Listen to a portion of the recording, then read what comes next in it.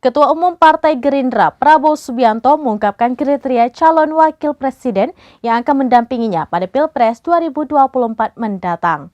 Berikut informasi selengkapnya untuk Anda.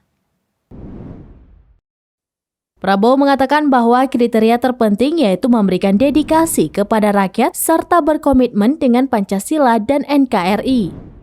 Ia juga menuturkan sosok cawapres nantinya harus yang memiliki kapasitas dan integritas yang tinggi, serta mendapatkan hasil survei yang lumayan.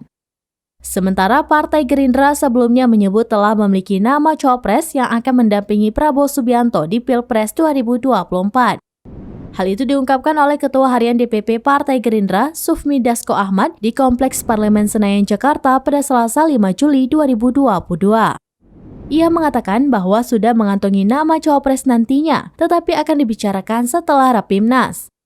Sementara untuk mekanisme terkait cawapres, kata Dasko, nantinya akan dibuatkan forum setelah diadakannya Rapimnas. Nantinya saat Rapimnas akan hanya mengumumkan mengenai capres. Demikian informasi terkini, saudara saksikan terus beragam informasi terkini dan menarik lainnya.